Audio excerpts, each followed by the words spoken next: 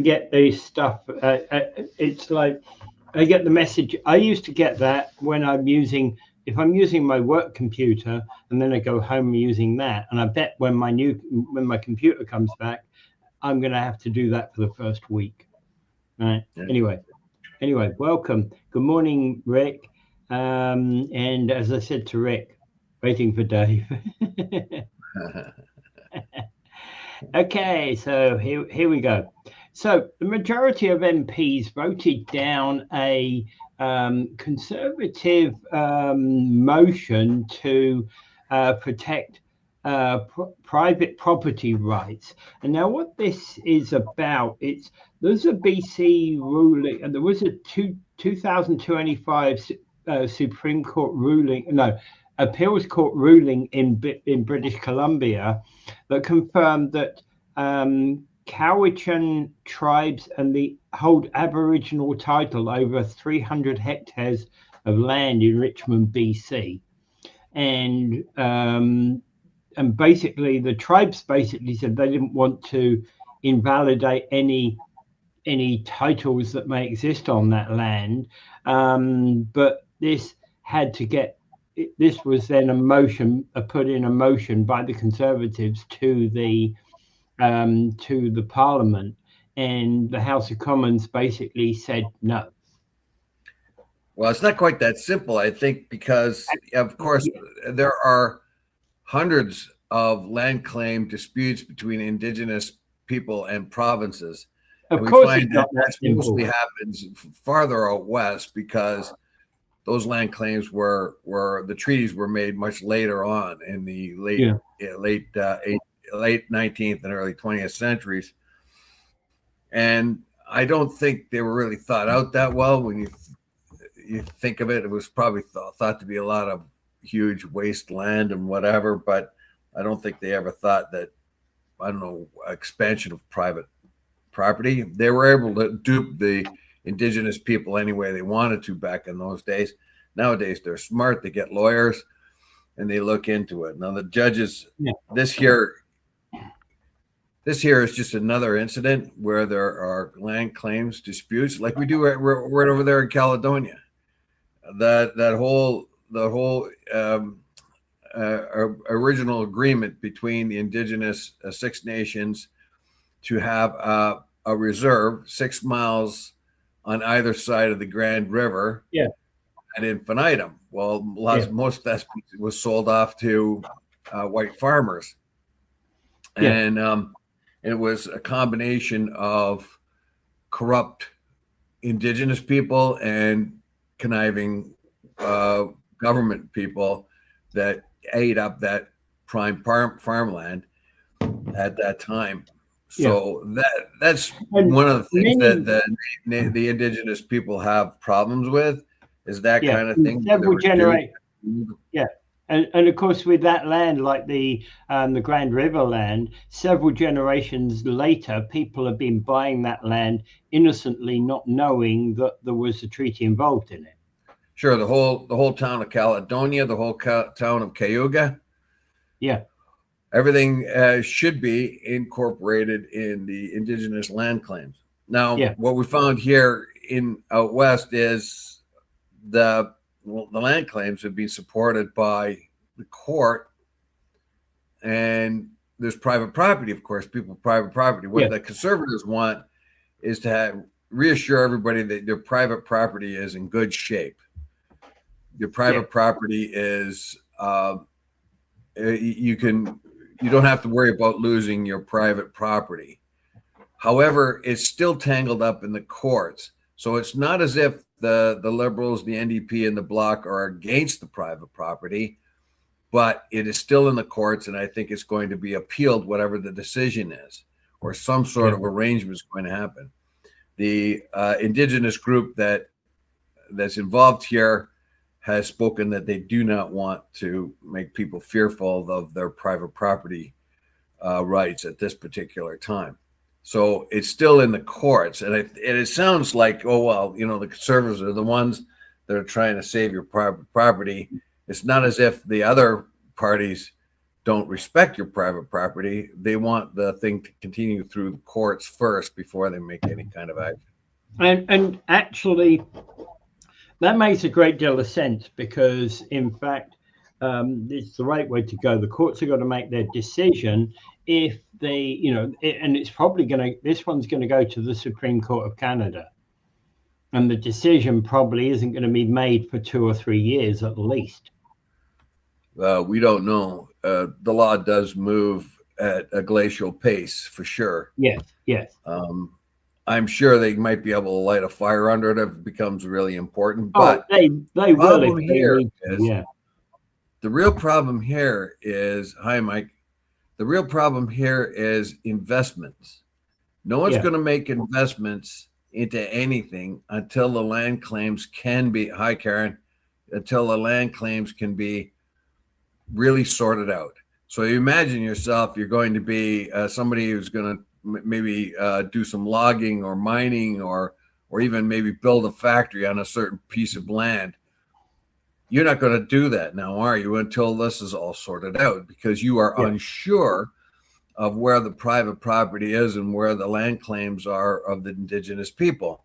So you're going to either have to deal with the indigenous people, or and the longer it stays in this a state of flux, the less likely you're going to bring your investment money in. Imagine you're a big oil conglomerate. You're going to build a pipeline from Alberta to the coast, and you see the route of it. You're not going to put any money into it if it's all going to get hung up by land claim disputes with the indigenous people. It might take, as you said, 2 years to resolve. Where are you going to? You're not going to invest, are you? And that's why part of this is very, very essential. It's not just somebody's house. It means investment. Is investment coming or it isn't? So you better sort it out, because an investor comes in, wants to put money in that pipeline, and he doesn't see anything resolving in the courts anytime too soon about who's going to own what land and what rights one person has over the other. There are no monies coming. So these things have to be fixed.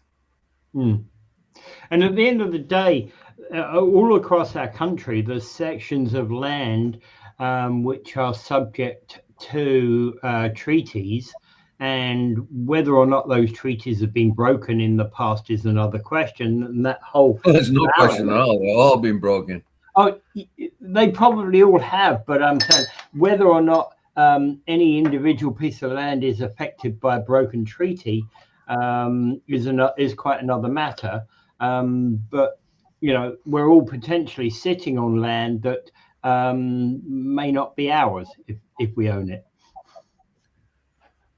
Well, no, because we've made the treaties here, so they're pretty solid treaties. What we were supposed to do with the Six Nations, like I said before, they're supposed to get 6 miles on either side of the Grand River from top to bottom, but we weaseled them out of that, along with some corrupt natives. They were able to do that. They of course, you take a group of people that are unsophisticated in Western ways, and you can befuddle them. Every one of the treaties, whether it's the United States or Canada, has this fine print. They have these treaties. It sounds really good, but they have no lawyer on their side. What you did on your side is put a lot of small print in there that you can say, well, I did say that you could have this lake, but right here in the small print, it says, anytime I want to take it back, I can. Meanwhile, you didn't, the indigenous people had no lawyer on their side when these treaties were signed. So the government bamboozled them and cheated them and put in conditions. So, and then they say, well, you signed it with your eyes open. It was there. You signed it. You could have checked it. Well, how you gonna? It's in English, right? It's a different language. Blah blah blah. So, So of course, the indigenous community is extremely suspicious of the feds or anyone else. So that's why it has to be sorted out. This is withholding investment in Canada. You talk about pipes, pipelines. You talk about mining concerns. You talk about all this stuff. And how are you going to be able to invest if nobody knows what your rights are when you do invest? Somebody's going to walk in and say, this is my territory now. Yeah. Absolutely. And aside from anything else, it puts the whole basis of what we, how we live into question, doesn't it? Yeah. Right. And I think that's the whole point about all of this lot. All right. Okay. So anything else on that? I think it's pretty much covers it. Yeah. Okay. All right. So we'll move on. Let's. Okay. So moving on, and okay. So one thing I noticed is that Mexico is bringing out universal healthcare coverage. Yeah, it's very cool. By next year. It's a little bit old, this article, but and how we missed it, I don't know. Congratulations, Mexico. Well, yeah, it's been a few days since I've read it, so it's not really fresh in my mind. But anyway, it seems to be, it would be hardly, of course, Mexico is, and the Sheinbaum government is a left-leaning government. And of course, socialized medicine would be a big thing with them. Yeah. You know what? One of the things they could do is utilize the abundance of Cuban doctors. There are a lot of Cuban doctors out there, more per capita in Cuba than anywhere else. That's why Venezuela traded oil for doctors and teachers and things like that. Cuba may be poor, but it's well educated, and that was by the directive of course, the communist. Yeah. But what Sheinbaum wants to do here is have universal health care, and it was nearly. It's a surprise to me that they are at that particular point now where they have an economy that can sustain universal health care. Well, they've been making a lot of changes in their economy, and so I think their economy has been going from strength to strength over the last 10 years. Well, one of the things that's really filled it up is the free trade agreement it has with the United States. Yeah. Mexico is the largest U.S.'s largest trading partner is Mexico. After that, it's Canada. So the largest trading partner is Mexico. And the United States gets a lot of its fruit and vegetables and things like that. The biggest problem, of course, with Mexico is it has some pretty shady deals with China, where there is sources of material that come from China that don't look like they come from China, but look like they come from Mexico and sneak through the border that way. So there's a lot of things that have to be sorted out. But number one is that free trade deal, much more with the United States than with Canada, but with Canada, it helps too. Yeah. So Canada has this free trade. Go ahead. I was going to say the whole thing about this healthcare though is that beginning January 1st, they're putting in emergency care, continuity of treatment across institutions, and access to services regardless of insurance. So there's obviously a billing issue that has to go into place, and during the first phase, patients will be able to receive services such as mammograms, biopsies, and breast cancer treatment at the health facility closest to their home. Yes, Mexico has a surging affluence now that was pretty unexpected. They have a lot of problems, of course. The country is segmented. Parts of the country are nearly independent of one another, semi-autonomous. That's why the drug lords are able to operate in the Sinaloa cartels and things like that, are able to operate nearly without without any kind of consideration for the law. Even though they've had huge battles and things with the government, they still hold out, and that's because Mexico is not so much of a united place. Each area seems to be can be self-governing almost, or autonomous. Nevertheless, Mexico has been able to rise above. Also, too, it has had a lot of health. It used to be that Mexico would have health concerns because of poverty, but now Mexico's health concerns largely have increased in the area of high blood pressure and heart attacks, and that because of the obesity thing that's going on in Mexico and Central America. There's enough available food now, cheap, fatty food, that the Mexican and Central American are finding the same problem that Canada and the United States has. Everybody's getting too chubby, and so that's going to be a thing. But I don't know. I say, well done, Ms. Sheinbaum, President Sheinbaum. I do, yeah. Well done. I hope that it's viable. I hope you have the means by which to do this. This is a great thing that you can have universal health care for those people, which tells me that Mexico is aspiring as well. Yeah. All right. Okay. Karen says we've had an influx of new doctors. Well, I tell you, we can get a ton from Cuba. We had, what was else she said? Well, we had a big influx of doctors. Okay. Yeah, that's all. Okay, so we wanted to say something. Okay, so Nancy put up this comment about if you ever get to Cleveland, go and check out the West Side Market. I have lots of fresh produce and you'll like it. Right, there you go. So just an advert. All right, thank you. Thank you very much. Yeah, just an advert for Cleveland there. Well, Ohio's a bit of a breadbasket, isn't it? Ohio's got some excellent farmland, I can imagine. Yeah. Yeah, absolutely. And just and both sides of the border, we've got good farmland in this area. So yeah, it doesn't surprise me in the least. Well, anywhere around the lakes, usually. Yeah. Okay. Decision is to be made, and basically Canada is going to be buying Saab GlobalEye early warning aircraft to patrol the Arctic territories. I'm presuming that this is coming in the next couple of years. So this is Saab's GlobalEye will be key resource for Canadian Armed Forces to detect and deter threats across the Arctic, is what Carney told a defense conference in Ottawa. Well, I don't think this is going to frost the man who shall not be named south of the border there, who usually freaks out anytime Canada makes a deal that doesn't involve the United States.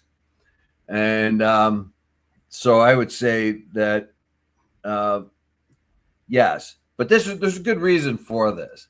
The American competitor of this Saab jet is a Boeing jet that has a whole lot of problems, production problems, all kinds of return policy stuff going on there. But the Saab one is built on a Bombardier carriage. The plane itself is Bombardier. Okay, that's Canadian. That's a good reason to buy it in the first place. Yeah. All the technical wizardry comes from Sweden. And here is a chance for Sweden as a brand new NATO country. What does Sweden have in common with Canada? It wants to protect its Arctic areas, right? It's in on that. Yeah. And have this new, very technical country involved, brand new, into NATO, and to make trade agreements and defense agreements with another NATO nation that has the technical wherewithal to match what's coming out of the States is a good thing. And we can make and because Saab already uses the old plane, the Bombardier plane, it just kind of works very well. So if we're going to have a defense contract for eyes in the sky type of plane, to monitor things like that, you might as well go with one that they already built the body for right here. Yeah, and in fact, actually, that's a whole big point of that. We build the body, so let's make use of the body that we build. Yeah, I'm trying to find these articles go back away, so I got to try to find them. Yeah, I know, a couple of days old. And Prime Minister basically pledged in March that Canada would take full responsibility for protecting its vast Arctic territory. And after relying on decades with a partnership with the US, it's to monitor the 4.4 million square kilometers of land and sea in a territory that is actually larger than India. So they're going to Yeah, be it's monitoring huge. that more closely. Yeah. It's a huge area. And so it's the Bombardier Global 650 jet, Yeah. 6,500 jet, 6500 jet.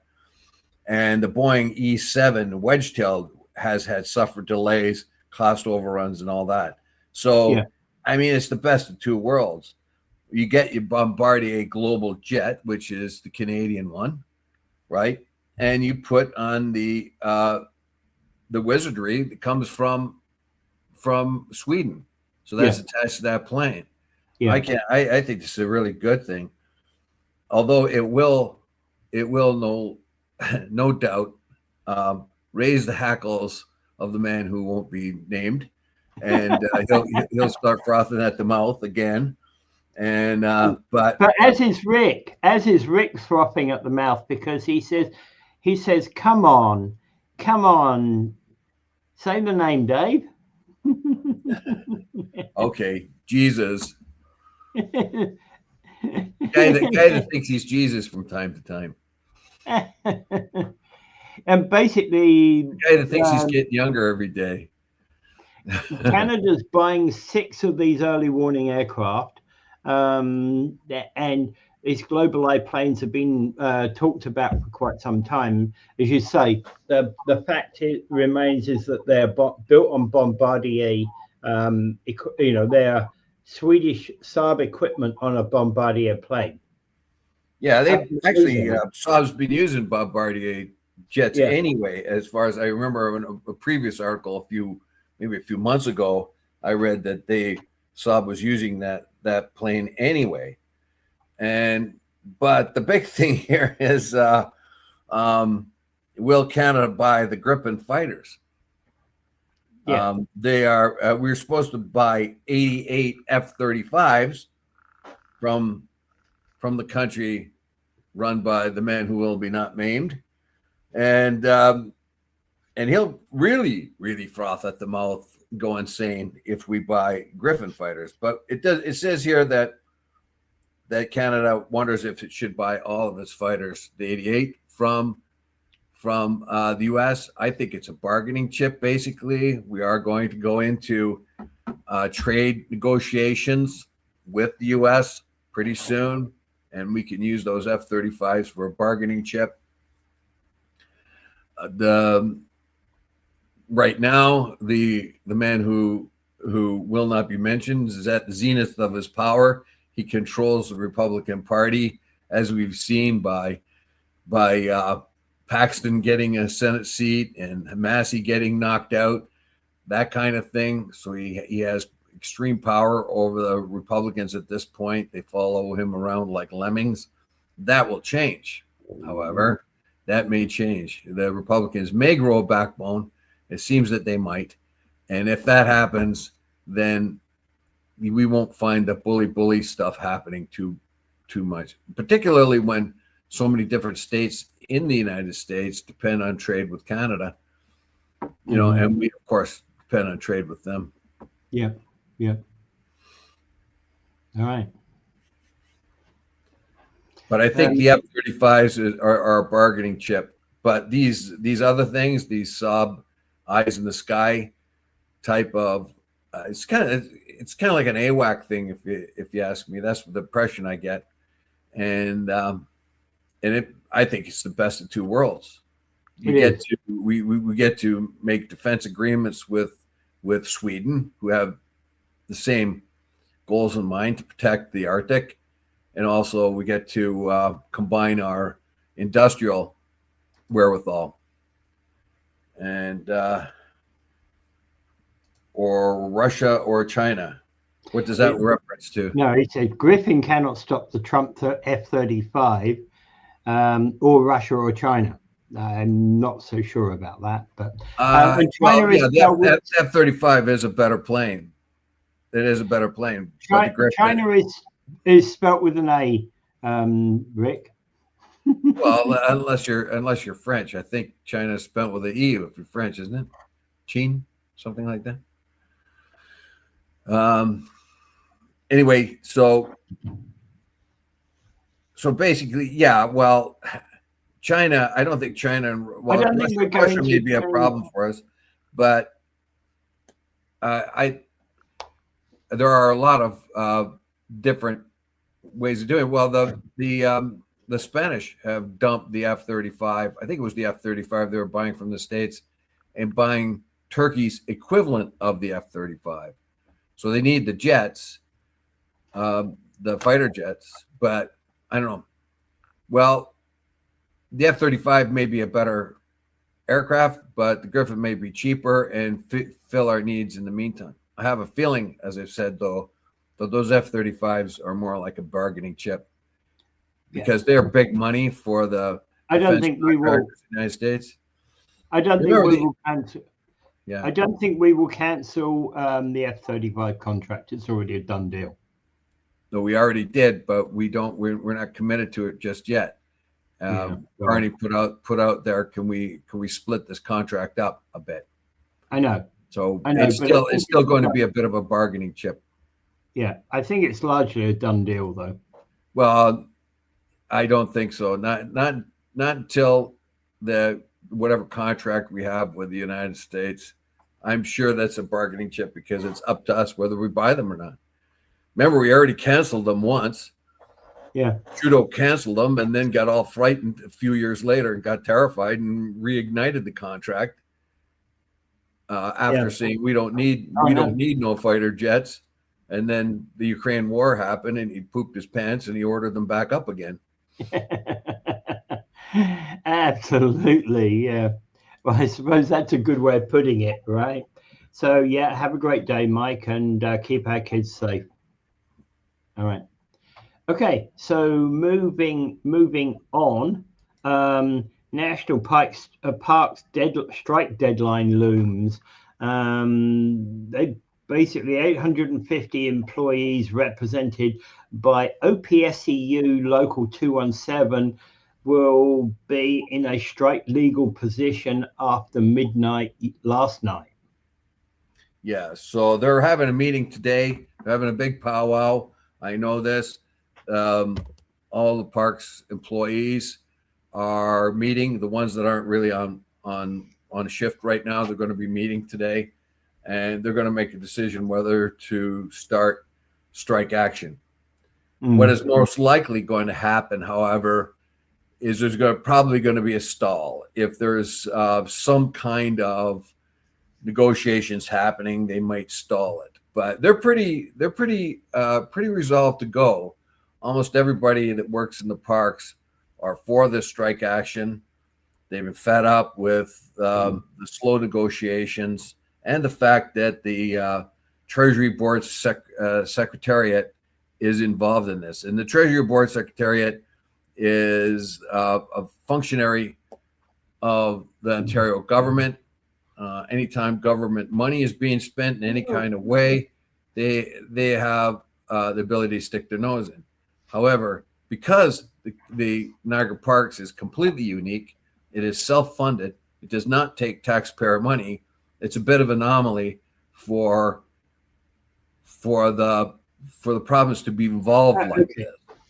Okay, and but they are the ones that are stalling it because they made a pronouncement they will 1% only across the board for raises. I think it was last year. So they're sticking their nose in this and trying to influence the parks on this. However, they should just stick out to get their nose out of there because Niagara Parks is self-sustaining. Yeah. Well, yes and no, but again, I think those park workers. How is it not? Well, I'm thinking those parks workers will end up will rue the day when they don't have those special government bunties that you know that their current contract has. No, I don't think so. I don't think so, because they it's just like GM, right? If GM can't afford to pay the contract, they just close the shop, and Niagara Parks could do that too, or just start laying people off. They could, you know. Yeah. Some years ago, the fire department, this goes back quite a while, maybe 20, maybe more years, the fire department insisted on raises. So the city gave into it, but right after that, started laying people off, started laying off firefighters. And the firefighters freaked out. What are you doing? Said, well, you wanted the raise. We can't have this many firefighters making this much money, so we're going to have to lay somebody off. Mm-hmm. Well, I think they came to an agreement. You know what I mean? Yeah. So, yeah. So basically, the government, they do have a really good point, because this Treasury Board, this, which is Ontario government, sticking their nose in this, really doesn't fit the scenario. Now, the Treasury Board can stick its nose into any other matter where Ontario pays out money to, social workers or whatever else. They can bring in their negotiators or make their recommendations, but it's really just foolish for them to be involved in this. Yeah. And the fact that they are involved, it inhibits the parks from having conclusive contract negotiations with its employees, because the Treasury Board just gets in there, and the parks can't move with the Treasury Board muddying things up. So basically, they're demanding the Treasury Board step aside, get out of and let them negotiate. It makes a whole lot of sense to me. And let's face it, if they go out on strike, the Niagara region's in bad shape, because you do not want to put a negative appearance on the Niagara region just before summertime comes, when you're expecting tourists. You need tourists. You need a lot of domestic tourists. You need them coming in from Hogtown and all that from other places in Ontario. But you also have your rubber tire tourists coming in from the U.S. who we welcome and we need in a big way. And this year, of course, the additional World Cup attendees.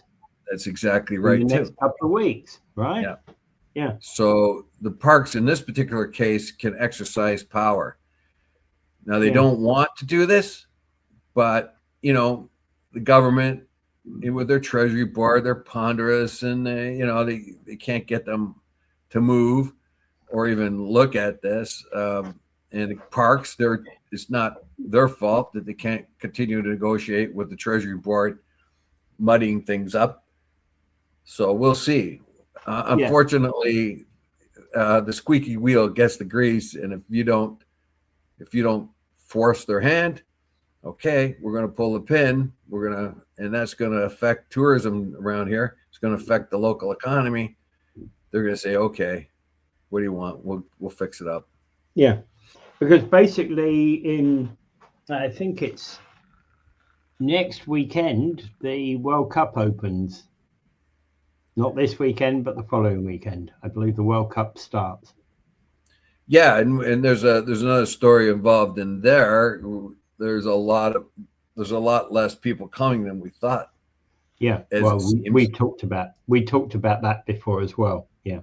Okay. But there still will be an enormous amount of people. So people going to the World Cup will definitely come down to Niagara if they have a chance. Right? Many of them will. Absolutely, they will. Yeah. But they're not going to come if everyone's on strike. Yeah. Okay. Or less of them will. Now, Netherlands is blocking a US takeover of a digital supplier, a Dutch digital supplier. Okay, so I asked Canada, will Canada let the IRGC team in? Ha! I don't see why not. Why they wouldn't let Iran in. Oh, Iran's coming.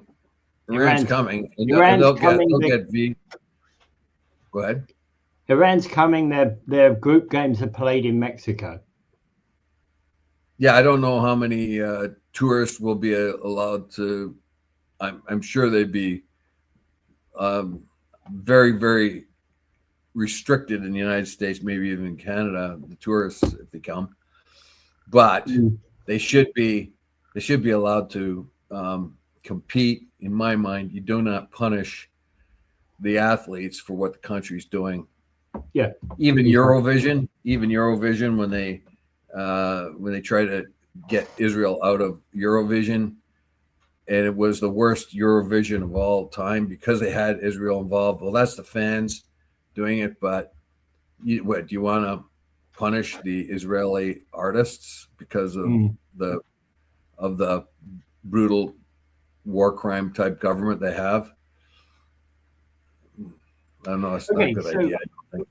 Okay, so Dutch firm Solvinity runs a platform for the country's digital ID called DigiD app, and there's been a bid by an American supplier, an American-based company, to acquire key online identification assets, and basically Netherlands is saying not a chance.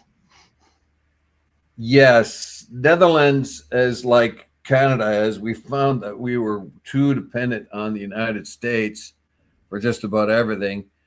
And the Europeans have found themselves to be too dependent on the United States.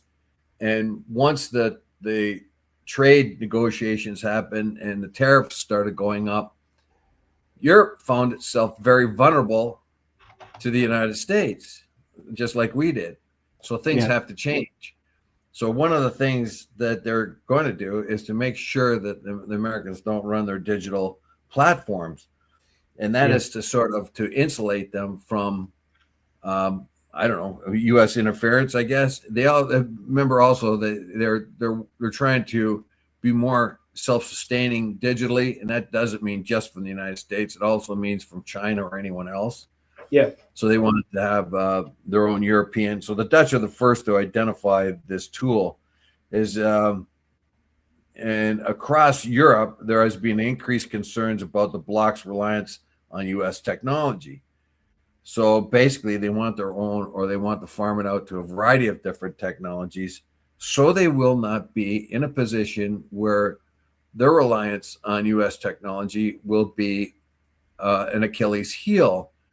Because guess what can happen? The man who shall not be mentioned will start screaming and frothing at the mouth and say, you can't have this, you can't have that, and I'm going to put a 1,000,000% tariff on everything you sell to us. So basically, slowly but surely, you saw how the Europeans, how they reacted to the tariffs and everything initially. They tried the appeasement thing. They called him daddy, and they fawned all over him and all that other stuff. Well, they're getting to the point now where they're finding a backbone. And it's not that they're resenting the U.S. Companies or anything like that, but they feel that they must have independent security. One of the things, though, this is actually a long related problem. I worked with a company in the UK that basically had the best software in the world of its brand. And what we would find is we would go out, we would try to sell to customers. We would be on their top list. So when the final round of negotiations were there, we were on the top list. But then they would go and buy an American supplier because we can't be sure of the continuation of the British software. Oh, well, there you go. So they got frightened, and that's what the U.S. It's a stupid decision that kills their own industry. Yeah, Right? Well, look, I can tell you, like, when I tell you, they have no And that's confidence in themselves. I don't know why. yeah, yeah, yeah. I will not. I will not. The man who thinks he's Jesus, that's good enough. Right. So I get it that basically Netherlands here has grown a backbone. You know, that's what Yes, we it has. that's what the basis of this story is right now. And we Right? find from different stories that slowly but surely the Europeans have stopped the daddy thing, and appeasing him and giving him gold awards. The man who will not be named, he was kind of orange. He well, the man, if I call, he kind of looks like orangutan, but if I call them orangutan, the orangutans would be insulted. Anyway, all aside, Europeans are slowly but surely getting a backbone. They And tried the appeasement thing. There's only two countries in the world, or two economic blocks in the world, that fought back: China and Canada. Only China and only Canada fought back with their own reciprocating tariffs and things like that. Everybody just kind of fell on their knees and tried to give the orange fella some gold things. Like Switzerland gave him gold Rolexes, and kind of and FIFA gave him some dumb stupid piece of word or yeah, anything to stroke his ego. yeah, That's not working anymore for them. They can see that the more they appease him, the more he wants. So you got to fight fire with fire, yeah, and just kind of hope that the orangutan falls from the tree. yeah, And yeah. that looks like it might come in the midterms. All right. All right. Okay. Now we're going broke, says Rick. Going broke. Every Western democracy is going broke, and it's like impossible. I was discussing this the other night with somebody. We were talking about Paul Martin back in the day and how he balanced our budget and all that. And we found also in the United States, Clinton balanced the budget in the U.S. Things were going along well, but governments, being governments, can't handle that. So they just keep asking for more and more money until it is at a crisis point. And we are in a situation now where we had huge debt and then found it impossible to move on without incurring more debt because Yeah. of the trade imbalances and all that other stuff. Yeah, we're on the hook for a lot of money for a long time. The only sort of bright spot is if our economy does improve with all the things the governments are trying right now. If it does move along better, then it will be able to pay some of it back at a faster rate. Well, it's going to be a super problem in the land the south of us. Their debt is even worse than ours. But every Western nation is the same. They're all in debt. They all could not resist they could not resist buying what they want now, kind of thing, and making promises now that would have consequences later. They can't think past the next election cycle, and they don't have the ability to communicate with the people. No, you can't have a tax break now because we're buried in debt, and they haven't got the stones to go to the very wealthy and say, look, we want more from you. You're paying 8% taxes. No, you can't keep hiding your money. Nope. Warren Buffett paid less than his assistant. He made a point of that many years ago, and it's even worse now. Warren Buffett at the time was the richest man in the entire world, and he paid less taxes than his executive assistant, basically his secretary. Yeah. He paid less taxes, percentage. The UK as well, yeah. Yeah. Absolutely. They're in a bad state now. Starmer's Okay. looking like a complete boob. Oh Yeah, God. but you see, he had a bit of a rebellion, but he's still got three. He's still got a lot of MPs out there. He's got 165, I think, but he had a rebellion on. He got supported by 160, but he had a rebellion of 60. So he's still got a massive lead, or 300. Sorry, 300. He's still got Well, a massive lead out there. yeah. Anyway, The country's made some pretty bad decisions, I hasn't it? agree. I agree. There's been some bad decisions made, right? Well, look at how long did Elizabeth May last? Like, she was in a nano moment, basically. What was she in, like a handful of days before they threw her out in her ridiculous You mean Liz policies? Truss? You mean Liz Liz Truss? Truss. Oh yeah, no Truss. Yeah, Not sorry. May. Not May. May was the one before that, right? Yeah. So No, Theresa May. Theresa May. Okay. Yeah, the one before. Yeah, the one before. So I'm getting my female You're getting politicians. your female mistaken politicians there. mixed up. Yeah. Yeah. Yeah. Well, All right. Truss was, and from what I read, heard about her plans, I thought, oh my God, it's a good thing they did get rid of her. All right. Okay. The Ontario Attorney General is being asked to review Ford's comments about a judge. So, an Ontario Superior Court of Justice judge ruled that a region of Niagara, a region of Waterloo specific bylaw meant to clear a large encampment in Kitchener was unconstitutional. And Ford basically has said that it was the most ridiculous ruling he's ever seen. And that has landed him in trouble with the Attorney General. Well, I don't think Ford cares much whether he's in trouble with the Attorney General or not. Some of these decisions need to be questioned. Obviously, I think it's going to go to appeal, but the municipality is stuck. They've got an encampment of homeless people. They can't dismantle it because that's, I don't know, the encampment has certain rights because there's no place to put these people. Yeah. But is it really on the municipality to find places for people to live?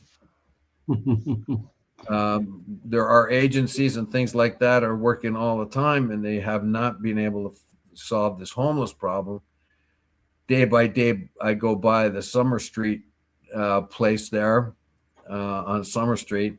There's people just flaked out. The other day, I saw one woman attending to an unconscious man there, making sure he was okay. But there was everybody else there, all crunched up in the zombie position. If you do not solve the mental and addiction parts of the homeless, you're never going to solve homelessness. Yeah, but he has taken it. But Ford did take a ridiculous stance because he said, I wish I could get this guy's, allegedly said, I wish I could get this guy's address. I'll send 15 encampments in his backyard and see how he likes it. Well, yeah, that was ridiculous. But actually, it will ring with the common guy. Like he does have that populist streak to him. He does say things that people think. Oh, the judge doesn't want him. Well, what does the judge feel if it's in his backyard? Which makes no sense at all, because the judge, if they have 15 campers in his backyard or not, the judge himself may have to say that it's illegal to get rid of them out of my backyard, because he has to pronounce the law, and the law is very clear. The judge doesn't like or dislike the pronouncements he has to make, he or she. They have to look at the law, make a determination what that law means. Now that particular ruling will be appealed, and it'll move on. although it slows everything down, it slows the plans of municipality down. But what are you going to do? So I don't think it's got anything to do with the judge, although I will say that there are a lot of sort of woke-like judges. I don't know how they got their appointments some years ago, were really soft on crime and things like that. But I think in this particular case, the judges just looked at what are the statutes, what are the rights, and then made a pronouncement. Wait a minute, you can't get rid of people. You can't push them off the place they live because they got nowhere other place to live. Yeah. And the municipality says, well, that's our land. We don't want them to live there. Yeah. It's kind of like trying to get rid of a tenant. Well, at the end of the day, the Attorney General's position is clear because he's saying judges must be free to decide cases without intimidation, retaliation, or personal targeting by members of the executive branch.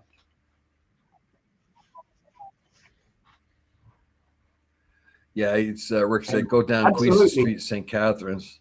Yeah. Do build and hello, Tracy. More homes. Yeah, I don't think the homes, the very idea of homelessness though in homes hasn't got a whole lot to do with it, because it's a kind of a thing that's happened all over. It's not just Canada. It's not just the U.S. That's other places too. There is a vast number of homeless people, and a lot of times it's not economic. That's the economy that gets in there. It's drugs or mental illness or something like that. Yeah. They can live. They might not live comfortable lives, but they can get stoned whenever they can, and somebody's going to feed them. Right? Yeah. You go to the soup kitchen, you're going to get food. Nobody's going to let them starve. And there's a certain amount of entitlement with a lot of the homeless people who will make a mess everywhere they go. They won't clean it up. Others will. Yeah. Oh, you know, so we're in a situation where, I don't know, there is a psychology around a homeless person that we don't understand, and we don't know how to break that cycle. Yeah. Okay. So the next one is an interesting story, and I know Rick, you'll stay around for this one. Carney's in-flight menu includes fine wine, braised beef, and luxury butter. And the Canadian Taxpayers Federation are basically having a fit about this. I wonder how much it costs. What that menu and a more sort of plainer menu, what the difference is. This is a Carney's in-flight menu. Yeah. I imagine every leader in the world has pretty good food when they fly. And I appreciate the efforts of the taxpayer outfit here. I got to find the article. And I do appreciate that, but I don't think it's such a big, I can't open this one anyway. It's National Post. So, yeah, so you're going to have to talk more of it. Yeah, basically, the accusation is that he spent $70,000 on this is the uplift, and Trump has a McDonald's on it. Yeah, but he doesn't pay a penny for his burger, does he? Yeah. Well, so basically, and Canadian Taxpayer Federation, actually the correct figure here, they found that in-flight catering expenses for 3 2025 trips totaled almost $200,000. But I'm agreeing with you. I think our leaders have got to go. Basically, there's a private jet here that's a government-owned jet for one. I'm assuming anyway. The other thing is that the question about food. How do we know that, how much of that is really, Well, who made the menu? I'm pretty sure that Carney had nothing to do with making the menu up for that flight. Sure. I'm very, very sure that Carney and his office had nothing to do with that at all. It was some other agency in the government. that Yeah. decided what the menu is going to be. Yeah. Now that this has come up, maybe Carney will say, yeah, don't be so, I don't know where this came from. Is this a leftover from Trudeau years, or what is this? I'm sure he enjoyed it. Like, yeah, go ahead. Nobody actually made any such accusations against Trudeau. No, but then again, we had planes that wouldn't go. Like, I remember Trudeau, at least twice, maybe 3 times, got stuck in a country because our plane wouldn't work. India. So we're complaining about Carney. Yeah, we're complaining about Carney having a big menu, but in the meantime, our planes didn't even work. You had to bring out a pull cord to start them. They're so old, right? So, I mean, I'm not sure. So it would be interesting to see who made the menu, who suggested it, if the Prime Minister's office had anything to do with this or not. I'm pretty sure Carney. I'm not so sure Carney has executive tastes. Like, he's a middle class guy, so I don't know. Yeah. Well, yeah, but a lot of people like good food, and if it's on the menu, they'll take the good food, right? Look, the man who will not be mentioned will have huge steaks and things of that kind. If he thinks he's going to impress somebody, he'll have the most luxurious food of all time, and nobody will question it in his party.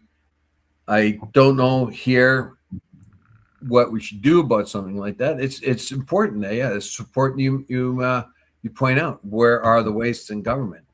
Is our Prime Minister eating too high off the hog? Yeah, but again, okay. Again, then the question lies is that he's got to eat when he flies. How much of this is overage is a good question. And again, you don't want him. He certainly shouldn't be eating McDonald's. Let's put it that way. I'm going to be blunt. Well, if he's got a person from another country flying with him, an ambassador or whatever else, then you definitely don't want to make it look like, you don't want to give him a paper wrapped hamburger. Dave, did you just say Carney is a middle class guy? Yeah, that's where he comes from. That's where his roots are. Right now, he's a wealthy guy. He's done very well for himself. I think he's only worth about $7 or $8 million total, which is a lot for us. But he's a very successful fellow. But his roots are middle class. He's born in the Northwest Territories and then was raised in Edmonton. I think his parents were teachers or something like that. Very, very middle class. Same as Polyev. So he's very well educated. This is where the hell is middle class? Yeah, definitely. Is there a middle class anywhere in Canada anymore? I don't know. I would figure that I'm pretty much middle class. I mean, high class debonair type dude, but with moderate income. I talk all the time with cousin Charlie, and he says I'm better than middle class. Uh-huh. I always say no. I can't. I'm a common person.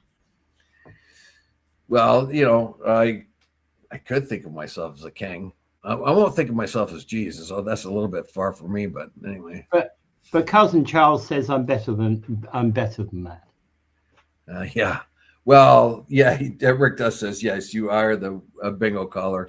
Yes, I am a profound celebrity in the region. I do admit that. It is. There is responsibilities of being a celebrity here in Niagara. Don't ever mention this, guys, because it always goes to his head. I think. Well, no, not at all. Humility is my most endearing quality. Pity it's somebody else's humility, not yours. Well, look, being a celebrity status, how do you keep it down? You know, how do you keep the brag factor down? It's hard, man, and it's a good thing that I was born naturally humble. And you know, being one of only 5 bingo callers in the Niagara region, from Port Colborne up to, but not including Grimsby, you know, that's a lot of fame. You know, I mean, people recognize you all the time. You know, especially if you tell them who they are and insist they listen to you. Yeah, but you see, it's that guy that's paid to go around in front of you, that's sort of out the way. Famous bingo caller Dave Wheeler coming down the aisle. Out the way. How much do you pay him? 34 cents an hour? Well, anybody that want, I look for refugees and that kind of thing, you know, and so I can give them a job. They need a job, I give them a job, and that helps them get into the country. This is all you got to do. Because how good is your English? Very good, sir. Very good. All right, just tell everybody how great I am. This is Dave Wheeler coming. Dave Wheeler coming. He's bingo. He's bingo man. This is. Bingo man Dave Wheeler coming. I found Dave Wheeler. Here we go, fanning Dave Wheeler. Bingo man walking. No, don't use that one. Don't use that one. All right. Okay. So, all right. Well, I think we've kind of come to the end of the day. Okie doke. And what I'll do as always is I'll remind everybody about Gaza.